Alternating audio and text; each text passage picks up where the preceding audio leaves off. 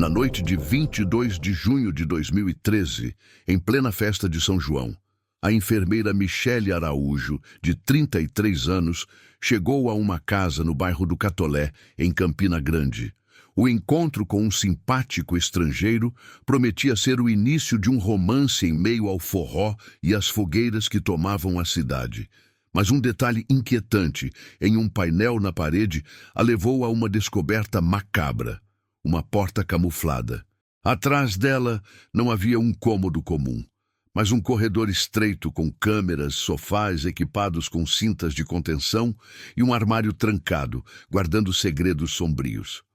Enquanto a multidão celebrava lá fora, o barulho da festa servia como o disfarce perfeito para um esquema aterrorizante. Esta é a história da noite, em que a intuição de uma mulher desvendou um plano perverso, revelando o que realmente se escondia por trás da alegria do São João. Se você gosta desse tipo de conteúdo, diga-nos de onde está assistindo e inscreva-se no canal para acompanhar nossos vídeos diários. Junho de 2013, Campina Grande, Paraíba.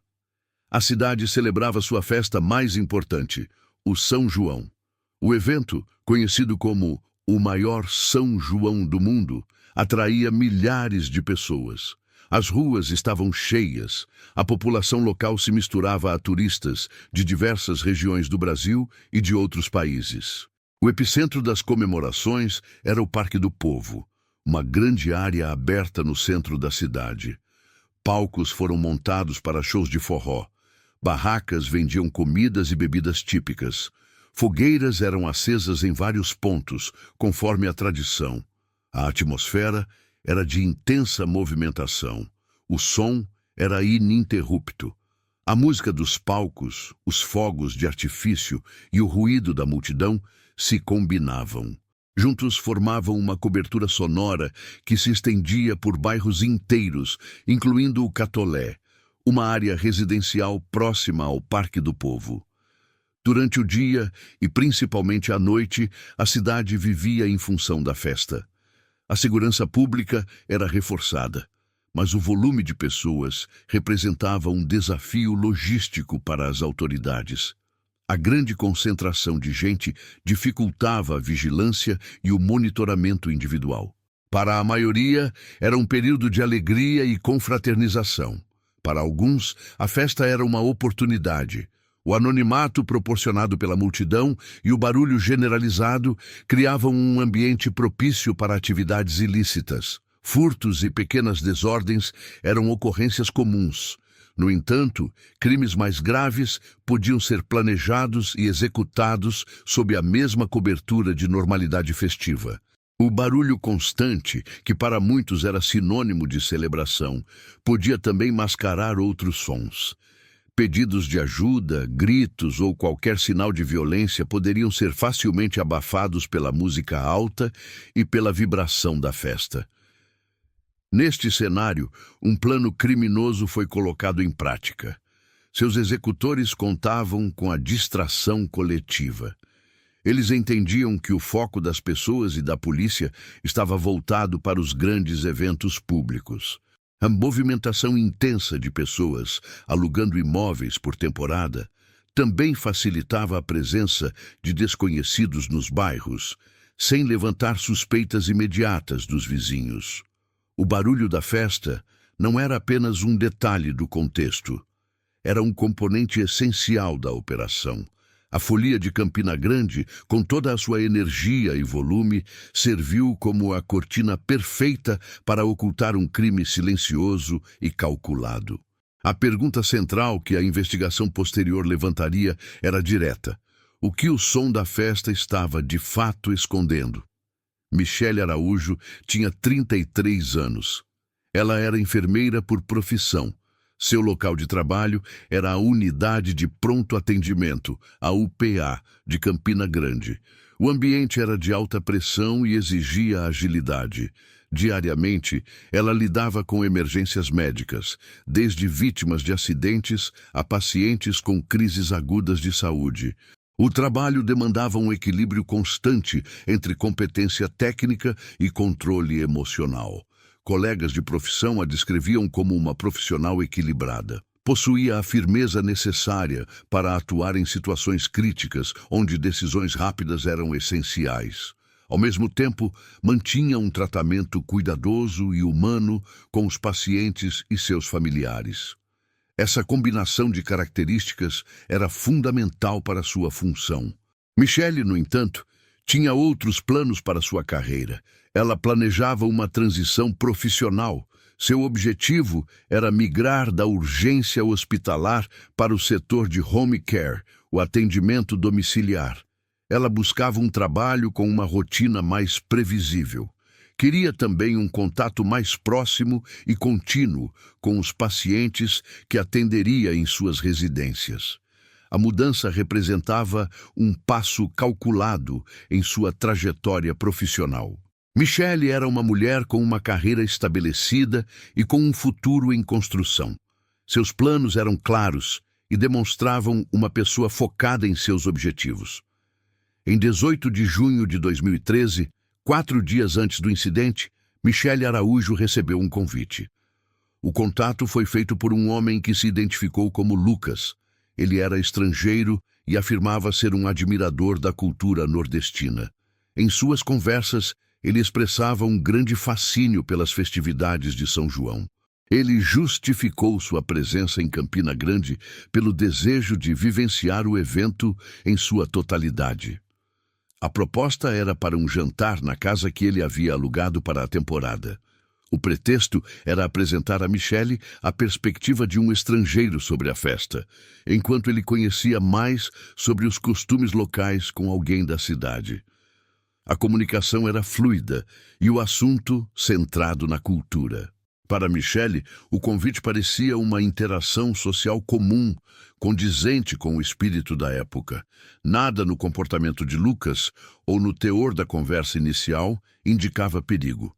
O encontro foi agendado para a noite do dia 22 de junho. Tudo indicava que seria um evento normal, parte da intensa movimentação social que tomava conta da cidade. Na noite de 22 de junho de 2013, pontualmente às 20 horas, Michelle Araújo chegou ao endereço combinado.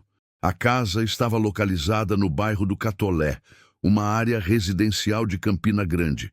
A localização era estratégica, pois ficava a uma curta distância do Parque do Povo, o centro das festividades de São João. Do lado de fora, o som da festa era dominante. A música dos palcos, as vozes da multidão e os ruídos característicos do evento formavam uma barreira sonora constante. Ao entrar no imóvel, a percepção do ambiente mudou. O interior da casa parecia comum e não apresentava qualquer anormalidade. A mobília era simples e os cômodos estavam organizados. Não havia sinais de desordem ou elementos que pudessem gerar suspeita imediata. O barulho vindo da rua era significativamente abafado pelas paredes, criando um contraste claro entre o caos festivo do lado de fora e a aparente tranquilidade do lado de dentro. Os primeiros momentos da visita transcorreram dentro da normalidade esperada para um encontro social. A casa, em sua aparência inicial, era apenas mais uma das muitas residências da cidade durante o período de festa. A conversa prosseguia em um tom casual. O homem, Lucas, descrevia suas impressões sobre a festa.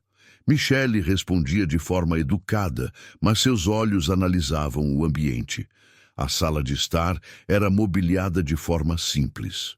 Em uma das paredes, um grande painel de madeira servia como suporte para uma televisão. A peça parecia ser puramente decorativa, um elemento comum em muitas residências. Durante um momento de silêncio, seu olhar se fixou na junção do painel com a parede. Ela notou uma linha de encaixe que parecia irregular. Seguindo essa linha com os olhos, ela identificou um pequeno objeto metálico perto do rodapé. Era uma dobradiça. Estava parcialmente escondida, mas visível para um observador atento. Ela olhou para a parte superior do painel e viu outra peça idêntica, também posicionada de forma discreta. A lógica da observação foi imediata. Painéis fixos não necessitam de dobradiças. A presença delas indicava que a estrutura era móvel. Aquilo não era um simples painel decorativo. Era uma porta camuflada, projetada para não ser percebida. A descoberta alterou instantaneamente sua percepção do ambiente. A normalidade da situação desapareceu. Seu corpo reagiu antes que sua mente pudesse formular um plano. Os músculos enrijeceram. A respiração tornou-se superficial. Todo o movimento cessou. Ela permaneceu imóvel, em estado de alerta máximo. A casa, que minutos antes parecia um local seguro para um encontro social, transformou-se em um cenário de ameaça potencial. A suspeita se instalou de forma definitiva. O ponto de virada do encontro havia sido um simples detalhe de metal na parede. A curiosidade de Michelle foi percebida. Lucas, o anfitrião, abriu um sorriso e se aproximou do painel de madeira. Ele não tentou disfarçar ou criar uma desculpa. Ao contrário, seu gesto foi deliberado. Com um leve empurrão na lateral da estrutura, o painel girou sobre as dobradiças escondidas, revelando uma abertura na parede. O movimento foi suave, indicando uso recente. Eram 20h30. Atrás do painel não havia um depósito ou um simples armário embutido. Havia uma passagem. A abertura levava a um corredor estreito, com pouco mais de 1 metro de largura. O espaço era comprido e terminava em uma parede sem saída. A iluminação era fraca, vinda de uma única lâmpada no teto. O ar no local era parado e tinha um odor químico fraco, quase imperceptível. Michelle registrou cada detalhe com a precisão de uma profissional de saúde acostumada a avaliar ambientes. No teto do corredor, 2 câmeras de vigilância estavam instaladas. Eram modelos pequenos e discretos, posicionados em ângulos estratégicos. As lentes de ambas estavam direcionadas para a mesma direção. A porta do quarto principal da casa, que ficava do outro lado da parede da sala. O propósito da vigilância era claro. Os equipamentos não monitoravam o corredor em si, mas sim o que acontecia dentro do cômodo adjacente. Ao longo do corredor, encostados na parede, havia 2 sofás pequenos. As peças não eram comuns. Suas estruturas de madeira e metal haviam sido visivelmente modificadas. Em cada um dos braços e nos pés dos sofás foram afixadas argolas de metal. Passadas por essas argolas, havia cintas largas de nylon, semelhantes às usadas para prender carga. As cintas estavam soltas, mas prontas para uso. Elas transformavam os sofás em instrumentos de contenção. No fundo do corredor, contra a parede final, estava um armário de metal de 2 portas, do tipo usado em vestiários. O armário estava fechado e trancado com um cadeado robusto. Era o único objeto no ambiente cujo conteúdo permanecia oculto, um ponto de interrogação em um cenário que já oferecia respostas alarmantes. Michelle processou a informação visual em segundos. O painel falso, o corredor secreto, as câmeras apontadas para o quarto, os sofás com restrições e o armário trancado. Os elementos se conectavam. Não havia interpretação ambígua. Aquele local era uma estrutura preparada. Era uma armadilha. A percepção do perigo foi instantânea. Diante da estrutura montada no corredor secreto, Michelle Araújo compreendeu a natureza da situação. Sua formação como enfermeira de emergência lhe conferia a habilidade de analisar cenários de risco de forma rápida e lógica. Ela sabia que qualquer demonstração de pânico seria um erro. Sua sobrevivência dependia de sua capacidade de controlar a própria reação. O homem, Lucas, observava sua expressão, aguardando uma resposta. Ela precisava agir com normalidade. O plano de fuga começou a se formar em sua mente, utilizando os elementos disponíveis. O som da festa, que antes era apenas um ruído de fundo, tornou-se um componente estratégico. A celebração do São João, a razão pela qual o estrangeiro estava na cidade, seria sua justificativa para sair. A desculpa deveria ser natural, crível e alinhada com o contexto das comemorações. Michelle se afastou da passagem recém-revelada. Fez um movimento corporal deliberadamente casual, como se estivesse apenas curiosa, não alarmada. Ela se virou lentamente para Lucas. Manteve a expressão facial neutra, evitando o contato visual direto e prolongado. Sua voz precisava ser firme, sem tremores ou hesitação. Cada segundo de sua performance era calculado.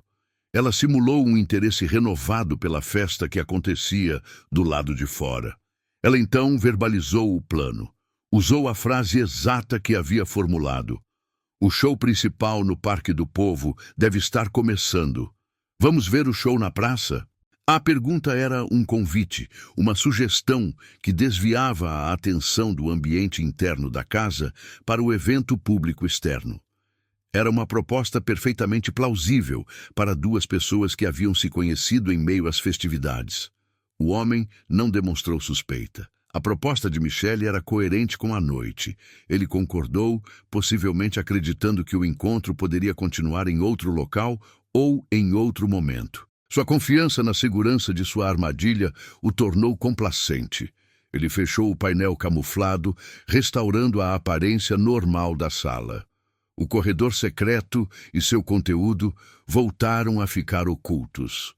O trajeto da sala até a porta da frente foi o momento de maior tensão controlada. Cada passo de Michelle foi medido.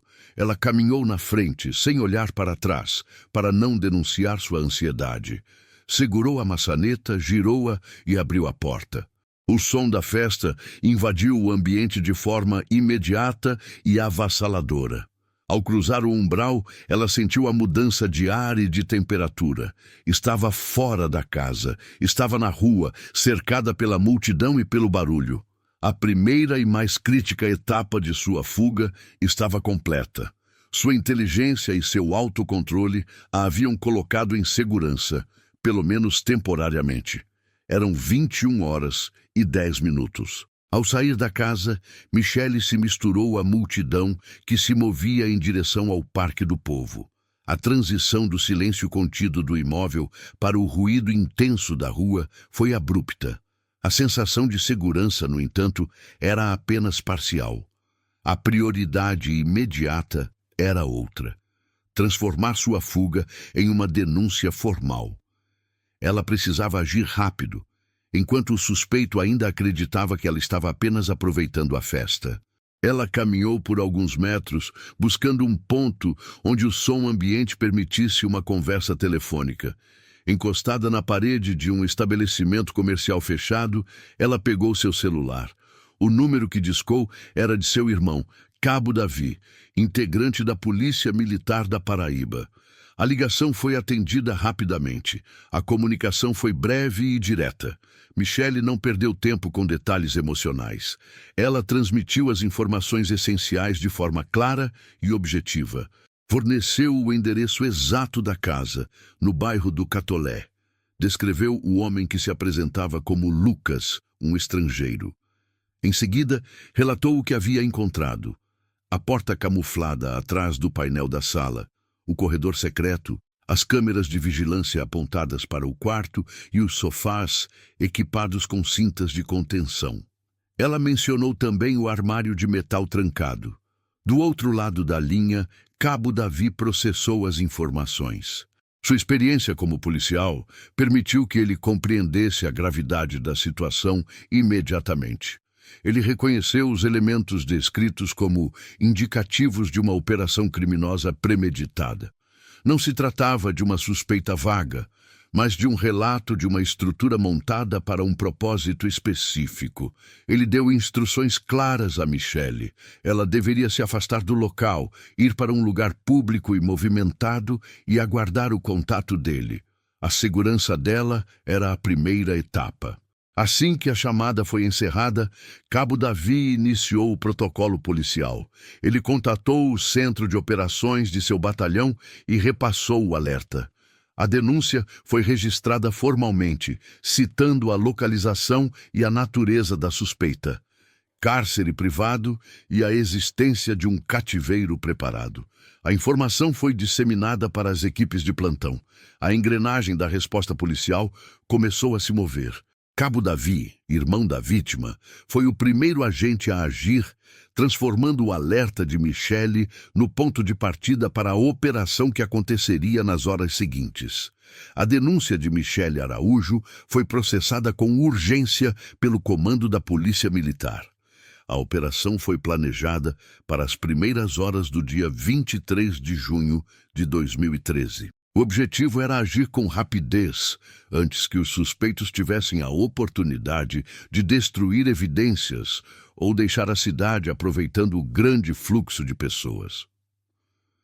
Durante a madrugada, viaturas da polícia foram deslocadas para o bairro do Catolé. Os veículos se posicionaram de forma estratégica nas ruas próximas ao endereço fornecido por Michele. A abordagem foi coordenada para ser rápida e para minimizar as chances de fuga. O barulho da festa, embora menor do que no início da noite, ainda estava presente e ajudou a mascarar a aproximação das equipes. A equipe policial entrou no imóvel. Dentro da casa, encontraram 3 homens. Um deles era o estrangeiro que se identificava como Lucas. Os outros 2 eram cidadãos brasileiros, identificados posteriormente como cúmplices locais na operação criminosa. Os 3 foram surpreendidos pela ação policial. Não houve tempo para reação ou tentativa de resistência. Os suspeitos foram detidos e algemados. Eles foram informados de seus direitos e levados sob custódia para a Delegacia Central de Campina Grande para interrogatório. Com os indivíduos removidos, a casa foi oficialmente declarada um local de crime. A área foi imediatamente isolada com fitas de segurança. O acesso foi restrito. Apenas a equipe de investigação e a perícia técnica teriam permissão para entrar. A residência no Catolé deixou de ser uma casa de temporada alugada para a festa. Tornou-se o centro de uma investigação criminal. A próxima fase do trabalho seria analisar cada centímetro do local em busca de provas materiais. Com o imóvel isolado e os suspeitos sob custódia, a equipe de perícia técnica iniciou a análise do local. O acesso ao corredor secreto foi a prioridade da investigação. O primeiro ponto de interesse foi a estrutura que Michele Araújo havia descoberto: o painel de madeira na sala. Os peritos examinaram as dobradiças que permitiam o movimento do painel. A análise inicial revelou um detalhe fundamental. As peças de metal estavam cobertas por uma camada de graxa lubrificante. A graxa não era antiga ou ressecada, era recente. Sua consistência e odor indicavam uma aplicação feita há poucos dias. A função do lubrificante era garantir que a porta camuflada abrisse e fechasse de forma silenciosa e suave, sem produzir ruídos que pudessem alertar alguém ou chamar a atenção. Essa evidência material foi cruzada com os primeiros depoimentos colhidos na vizinhança. Uma moradora, identificada como Dona Celeste, forneceu uma informação crucial. Ela residia na casa ao lado. Em seu testemunho formal, ela relatou aos investigadores que dias antes da operação policial, sentiu um cheiro forte e incomum vindo da casa alugada. Ela descreveu o odor como sendo de graxa ou óleo industrial, algo que não era comum na área residencial. O cheiro foi mais intenso durante a tarde, alguns dias antes da prisão dos suspeitos. Na ocasião, ela não deu importância ao fato, atribuindo-o a alguma pequena reforma ou manutenção no imóvel temporariamente ocupado. O depoimento de Dona Celeste era compatível com a descoberta da perícia. O cheiro que ela percebeu correspondia à aplicação recente de lubrificante nas dobradiças da porta camuflada. A conexão entre os 2 fatos era inequívoca. A estrutura não era parte original da casa, nem uma modificação antiga. Havia sido instalada ou preparada pouco antes da chegada de Michele. Isso confirmava a premeditação do crime. A armadilha havia sido montada especificamente para o período das festas de São João. A primeira evidência física coletada no local já apontava para um plano cuidadosamente elaborado e não para um ato impulsivo. A investigação agora se concentraria nos objetos encontrados dentro do corredor secreto. A atenção da perícia se voltou para os objetos dentro do corredor. Os 2 sofás modificados foram o foco seguinte. Sua finalidade era evidente. As argolas de metal e as cintas de nylon não eram parte do design original dos móveis. Eram adições deliberadas, feitas para transformar peças de mobília em equipamentos de contenção. Os peritos documentaram a posição de cada cinta antes de removê-las para análise. As cintas foram manuseadas com equipamento de proteção para evitar contaminação. Cada peça foi colocada em um saco de evidências selado e devidamente etiquetado. O material foi então transportado para o laboratório de criminalística para uma análise forense detalhada. O objetivo era encontrar vestígios biológicos ou químicos que pudessem fornecer informações sobre o uso das restrições. Os resultados laboratoriais foram entregues aos investigadores. A primeira descoberta confirmou a presença de material biológico. Análises detalhadas identificaram resíduos de suor humano impregnados nas fibras elásticas das cintas. A presença de suor era um indicador de esforço físico. Em um contexto de contenção, a conclusão lógica era que uma ou mais pessoas haviam lutado contra as amarras. A evidência apontava para resistência física. A análise química revelou uma segunda substância, mais significativa para a investigação. Foram encontrados traços de benzina. A benzina é um solvente químico, um composto orgânico volátil. Em certas concentrações, seus vapores podem ter efeito sedativo sobre o sistema nervoso central, levando à sonolência, tontura e até à inconsciência. É uma substância que pode ser usada para incapacitar uma pessoa de forma rápida. A combinação das 2 evidências era conclusiva. O suor indicava uma luta. A benzina indicava que um método de incapacitação química foi utilizado. Os criminosos não contavam apenas com a força física das cintas para subjugar suas vítimas. Eles também utilizavam uma substância para diminuir ou eliminar a capacidade de resistência delas. As cintas não serviam apenas para imobilizar uma vítima consciente. Elas foram usadas para conter indivíduos que eram ou seriam sedados contra a sua vontade. A natureza do crime se tornava mais clara. O último item a ser examinado no corredor era o armário de metal. Ele estava trancado com um cadeado, e seu conteúdo permanecia desconhecido. A equipe de investigação não podia forçar a abertura para não arriscar danificar possíveis evidências em seu interior. Para essa tarefa, um especialista foi convocado. O técnico Túlio, membro da equipe de apoio da perícia, foi o responsável por abrir o armário. Utilizando ferramentas específicas para manipulação de fechaduras, ele trabalhou no cadeado. Em poucos minutos, o mecanismo cedeu. A porta de metal foi aberta. No interior do armário, os peritos encontraram vários cartões de memória de câmeras digitais. Eram de diferentes marcas e capacidades de armazenamento. Os dispositivos foram cuidadosamente coletados, fotografados no local e acondicionados em embalagens antiestáticas para transporte seguro ao laboratório. A descoberta representava uma mudança de foco na investigação, do campo físico para o digital.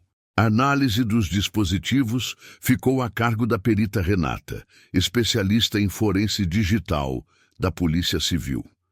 Em seu laboratório, ela iniciou o processo de extração de dados de cada um dos cartões. O trabalho revelou a existência de múltiplos arquivos de vídeo. Contudo, durante a análise dos metadados dos arquivos, Renata identificou uma anomalia grave. Os timestamps, que são os registros digitais de data e hora de criação e modificação dos arquivos, apresentavam inconsistências. Após uma análise mais aprofundada, a perita confirmou a suspeita. Os timestamps haviam sido sistematicamente adulterados. As datas e horários originais das gravações foram deliberadamente alterados para valores falsos. A manipulação era um método para dificultar a identificação de quando os vídeos foram gravados e para desassociá-los de qualquer evento específico ou vítima desaparecida. A evidência digital não apenas confirmava que os criminosos filmavam suas ações, mas também provava que eles possuíam o conhecimento técnico para tentar ocultar seus rastros. Era um ato de contra-investigação, projetado para destruir a linha do tempo dos crimes. As provas coletadas foram analisadas em conjunto. A investigação passou a conectar os diferentes elementos. A estrutura do cativeiro, a evidência química, os vestígios biológicos e os dados digitais formavam a base do caso. No entanto, uma última descoberta feita durante a busca final no imóvel alterou a escala do crime. Os investigadores encontraram um documento adicional. Era uma lista de papel, com anotações manuscritas. O documento continha uma tabela simples, com colunas para datas, horários e nomes de eventos específicos do São João. Foi classificado como uma lista de escalas. A análise da lista revelou um cronograma. As datas correspondiam à semana principal das festividades. Os horários eram predominantemente noturnos. Os eventos listados eram os shows e festas com maior público e maior volume de som. A lista era um planejamento operacional. Cada linha representava uma janela de oportunidade, um momento em que as condições externas eram ideais para a execução de um ato criminoso sem testemunhas auditivas. Com essa lista, a perícia digital reexaminou os cartões de memória. A adulteração dos timestamps agora tinha um propósito claro. Os criminosos não estavam apenas escondendo as datas, eles estavam apagando a correlação entre as gravações e o cronograma das festas. A lista de escalas era o calendário real dos crimes. A conexão entre todas as provas tornou-se inequívoca. A benzina encontrada nas cintas era usada para sedar as vítimas, facilitando seu transporte e contenção. O suor confirmava a luta e a resistência inicial. Os sofás modificados serviam para imobilizá-las dentro do corredor secreto. As câmeras registravam os atos. Os cartões de memória armazenavam as gravações. A porta camuflada garantia o sigilo da operação. O som da festa de São João foi reavaliado pela investigação. Não era apenas o contexto do crime, mas uma ferramenta ativa. O barulho mascarava os gritos das vítimas. Qualquer som de resistência ou pedido de socorro seria completamente abafado pela música alta e pela vibração da multidão a poucos quarteirões de distância. O plano era usar a maior celebração da cidade como uma cortina de som. A conclusão final dos investigadores foi a reviravolta do caso. O homem conhecido como Lucas não era um predador solitário. A complexidade da operação, a necessidade de cúmplices locais para a logística e a natureza sistemática do planejamento indicavam uma organização. A evidência apontava para uma rede criminosa. O grupo se aproveitava do grande fluxo de turistas e do ambiente permissivo da festa para selecionar e capturar vítimas. O objetivo era filmar os crimes. O caso de Michelle Araújo não foi um incidente isolado. Ela havia escapado de um sistema criminoso que estava em plena operação.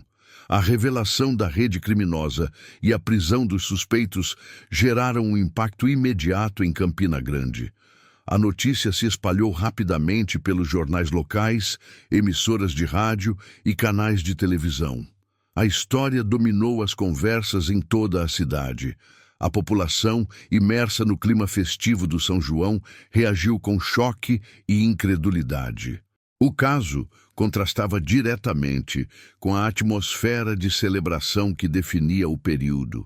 A discussão pública sobre a segurança durante os festejos de São João tornou-se o tema central. O debate não se limitou aos círculos policiais ou governamentais. Ele aconteceu em residências, em locais de trabalho e nos próprios espaços da festa.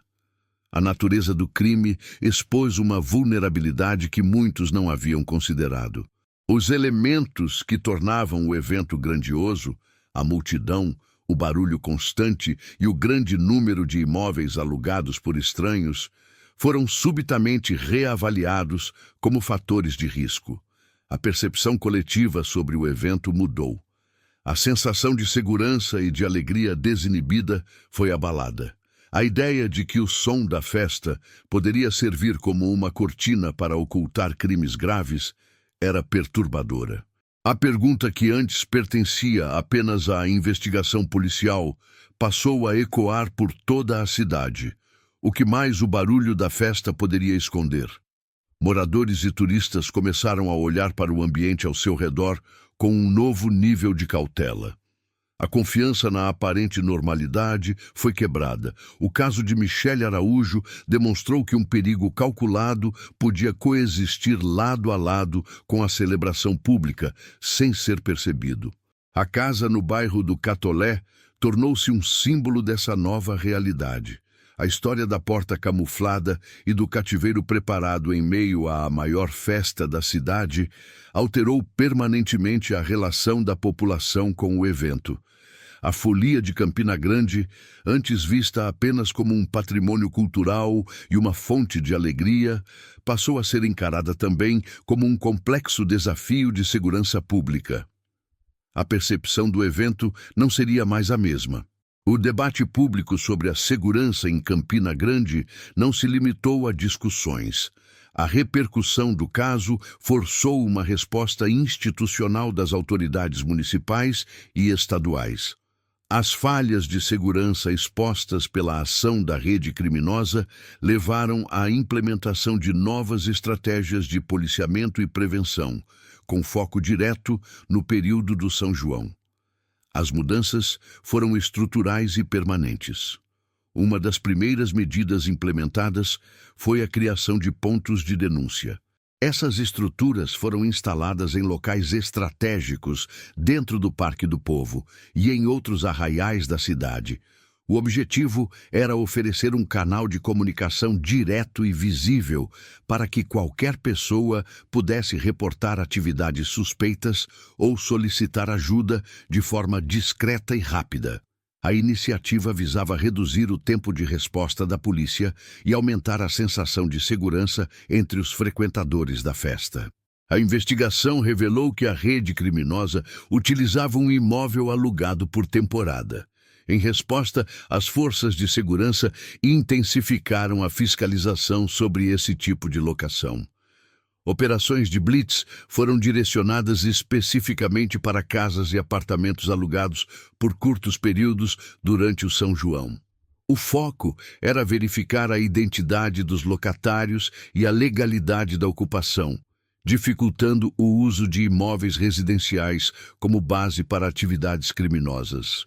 O caso de Michele Araújo tornou-se um marco para a segurança pública da cidade. Sua capacidade de observação, seu autocontrole e sua ação rápida não apenas salvaram sua própria vida. Elas expuseram uma falha sistêmica na segurança do evento.